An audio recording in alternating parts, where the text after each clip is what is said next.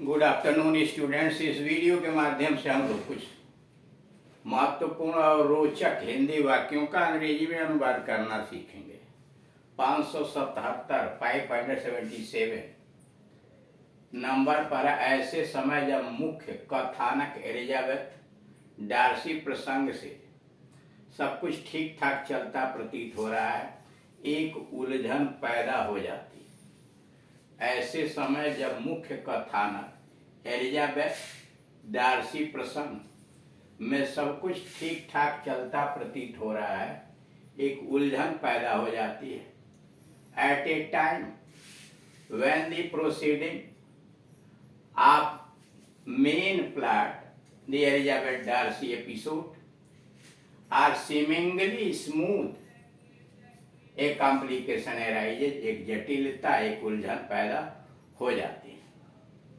ऐसे समय जब मुख्य कथानक एलिजाबेथ डार्सी प्रसंग में सब कुछ ठीक ठाक चलता प्रतीत होता है, हो रहा है, एक उलझन पैदा हो जाती है। एट ए टाइम, ऐसे समय, when the proceedings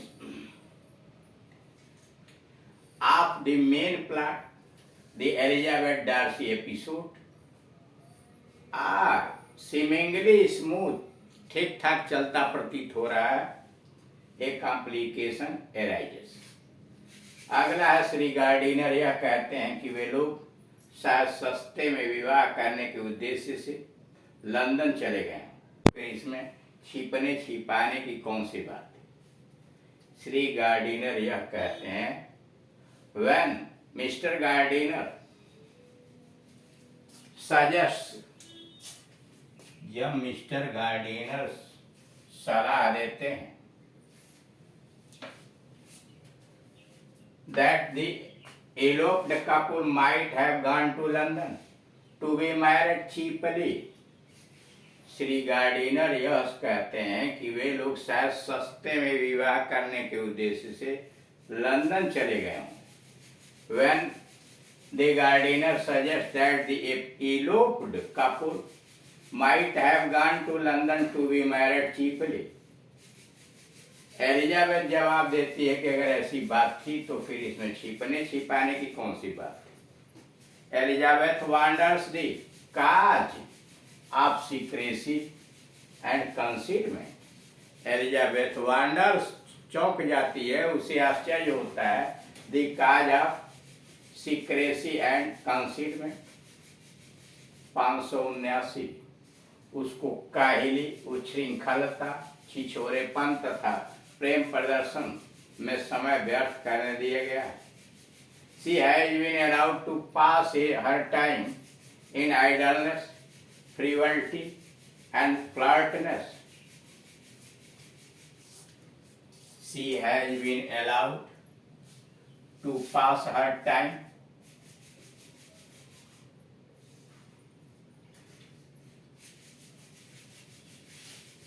in idleness, निकम्मापन, कायलीपन, फ्रीवर्ल्डी, तुच्छ कार्यों में, एंड फ्लर्टनेस, यही कारण है कि विक्रम के कुचक्र का लेडिया शिकार हो गई। यही कारण है कि विक्रम के कुचक्र का लेडिया शिकार हो गई। दिस इज द रीजन, यही कारण है। Lydia fell a Wickham, we fell a victim of Wickham's evidence, यही कारण है कि विक्रम के कुचक्र का लीडिया शिकार हो गई। This is the reason why Lydia fell a victim of Wickham's evidence. Collins, जिसके पास जायदाद उत्तराधिकार में जानी है। Collins to whom the property is entailed, Collins to whom the property is entailed। मेरी सदा की तरह विद्याडंबरी है, मेरी सदा की तरह विद्याडंबरी है। Mary continue to be as pedantic as ever, Mary continue to be as pedantic as ever. वह उसके सब हर प्रकार के षड्यंत्र, फुसलाने तथा दुष्ट कर्मों के लिए भर्त्सना करती है। वह उसके सब हर प्रकार के षड्यंत्र, फुसलाने तथा दुष्ट कर्मों के लिए भर्त्सना करती। She condemns him of all kinds of intrigue, षड्यंत्र, seduction, फुसलाना एंड विकडेनेस और दुष्ट का। सी कंडेम्स, आलोचना करना, him of all kinds of intrigue, seduction and wickedness. लोग लंदन की गतिविधियों के बारे में जानने को उत्सुक हैं। People are very anxious to learn about the goings on in London. लोग लंदन की गतिविधियों के बारे में जानने को उत्सुक हैं। People are very anxious to learn about the goings on in London. कालीन श्री बेनेट को सलाह देता है कि वह लीडिया को क्षमा कर दे और परिवार से निष्कासित कर दे। कालीन श्री बेनेट को सलाह देता है कि वह लीडिया को क्षमा कर दे और परिवार से निष्कासित कर दे।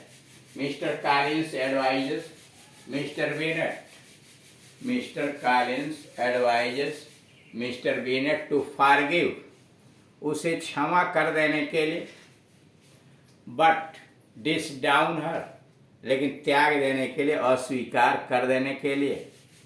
Mr Collins advises Mr Bennet to forgive but disown her. 586 Longbourn के पड़ोस में नवीनतम गतिविधियां शीघ्र ही ज्ञात हो जाती हैं। लॉन्गबोर्न के पड़ोस में नवीनतम गतिविधियां शीघ्र ही ज्ञात हो जाती हैं।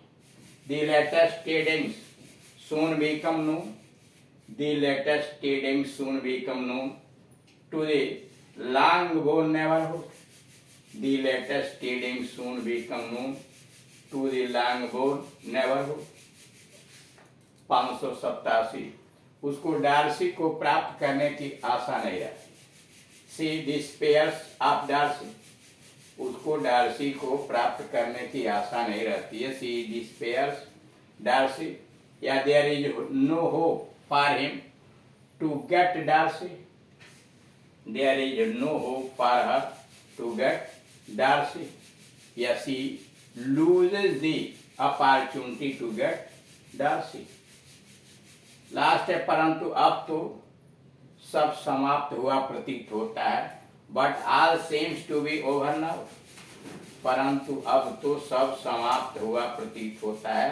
But all seems to be over now, अब सारी चीजें समाप्त होती प्रतीत होती हैं। इस प्रकार से इस करेक्शन के अंतर्गत, इस संग्रह के अंतर्गत जो विभिन्न प्रकार के इमोशनल सेंटेंसेस दिए गए हैं, भावुकता से भरे हुए वाक्य जो यहाँ डाले गए हैं, उसका मकसद यही है कि इन विभिन्न प्रकार के वाक्यों का संरचना क्या है, किस प्रकार से इसे बनाया गया है, उसके विषय में जानकारी प्राप्त करके और तब उसी प्रकार के दूसरे वाक्यों की रचना की जाए और उनको अपने विचारों को व्यक्त करने की शैली में, चाहे वह स्पीकिंग इंग्लिश हो या रिटन इंग्लिश हो, उसमें उनका प्रयोग किया जाए। उसके प्रयोग के माध्यम से हम अपनी भाषा को रोचक और अधिक से अधिक आकर्षक और साहित्यिक बना सकते हैं।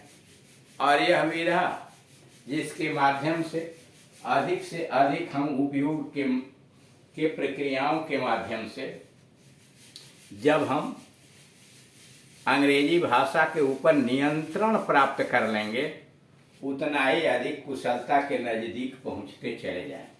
ठीक इसी प्रकार के अन्य जो प्रक्रियाएं हैं, जैसे ग्रामर्स हैं या ट्रांसलेशन हैं, जो बेसिक स्तर के, हाई स्कूल स्तर के, इंटरमीडिएट स्तर के दिए गए हैं, जैसे पार्ट्स ऑफ स्पीच हुआ, फॉर्मेशन ऑफ नेगेटिव, इंट्रोगेटिव, ये active passive, types of sentences, punctuation, use of capital letters, और पार्ट्स ऑफ स्पीच में सब अलग अलग नाउन, प्रोनाउन, एडजेक्टिव और इत्यादि इत्यादि। फिर आप इंटरमीडिएट स्तर में जाइए तो डायरेक्ट इनडायरेक्ट हुए, सिंथेसिस हुआ, ट्रांसफॉर्मेशन हुआ, सिंटैक्स हुआ, वोकैबुलरी हुआ, जैसे होमोफोन्स है, साथ ही साथ वन वर्ड सब्स्टिट्यूशन है, antonym, synonym, use of idioms and phrases. किसी भी टॉपिक्स के विषय में अगर आप अध्ययन करना चाहते हैं तो दिए गए एड्रेस के ऊपर यूट्यूब पर आप टाइप कीजिए और वो सारी चीज़ें आपको उपलब्ध हो जाएंगी। साथ ही साथ विभिन्न प्रकार के ट्रांसलेशन, जैसे टेंसेज क्या है, टेक्निकल सेंटेंसेज, विभिन्न प्रकार के बनावट वाले वाक्यों, पैसेज का ट्रांसलेशन कैसे किया जाता है, यह सब आपके यूट्यूब के वीडियो पर अपलोड है। उसे आप देखें, समझने का प्रयास करें और फिर भी अगर कोई दिक्कत खड़ी होती है तो आप दिए गए नंबर के ऊपर कॉल करके अपनी समस्या का समाधान कर सकते हैं। और जैसे